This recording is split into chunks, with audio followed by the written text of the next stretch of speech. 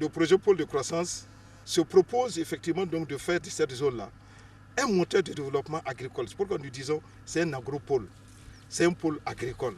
Donc l'objectif, c'est de faire en sorte que tout ce qui est possibilité de développement agricole le soit à travers effectivement donc, ce projet grandeur nature. Alors, possibilité de développement agricole liée à la production végétale. Production végétale diversifiée. Nous sommes ici dans une parcelle de pommes de terre. Vous allez partir ailleurs, vous serez dans une parcelle de bananes. Vous serez ailleurs, vous serez dans une parcelle donc, de toutes sortes de spéculations.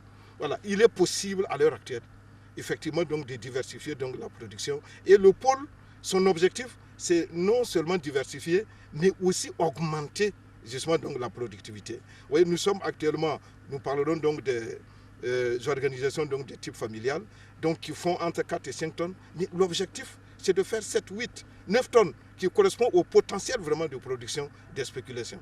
Donc vraiment le pôle, c'est de faire en sorte que tout ce qui est potentialité agricole, agricole grand A, comme je dis, production végétale, production animale, production halieutique, même dans la production touristique, faire en sorte que ce sont des ressources naturelles que Dieu nous donne.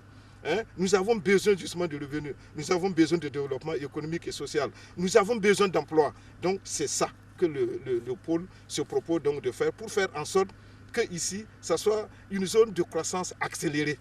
Comprenez qu'en espace de 5-6 ans, vraiment le moteur Bagré soit le moteur de développement de la région du centre-est et de la région donc, du centre-sud, Junuego et Pitinkodogo. Le potentiel aménageable, nous en avons suffisamment en tout cas. Nous en avons environ 60 000 hectares aménageables, dont 50 000 hectares sont en aval du barrage, y compris la zone dans laquelle nous sommes, jusqu'à la frontière Boalgatianga, entre le Burkina et le Ghana. Et actuellement, nous n'avons aménagé que 3 380 hectares.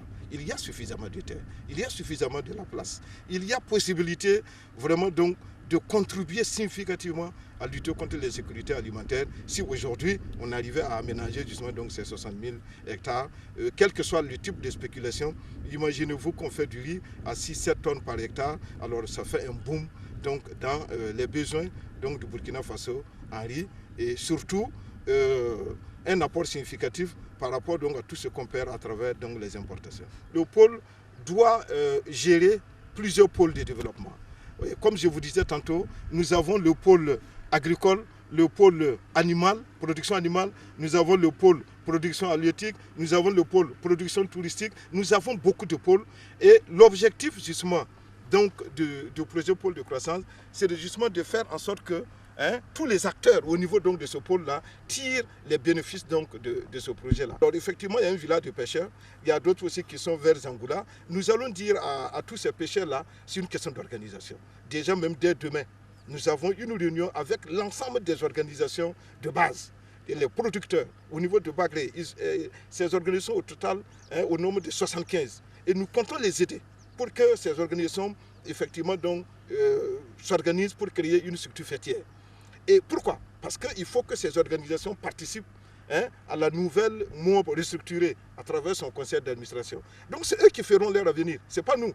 Et donc aujourd'hui, la MOB est vue comme étant une structure de l'État. Donc c'est l'État qui décide tout. Mais dans quelques temps, ce sera une MOB restructurée avec donc, la participation des producteurs, avec la participation du privé, des collectivités territoriales. Et c'est ensemble que nous allons construire le nouveau avenir donc, de cette zone, y compris les pêcheurs, y compris les producteurs agricoles, y compris les étuveuses, etc., etc. Voilà ce que je peux vous dire. Merci.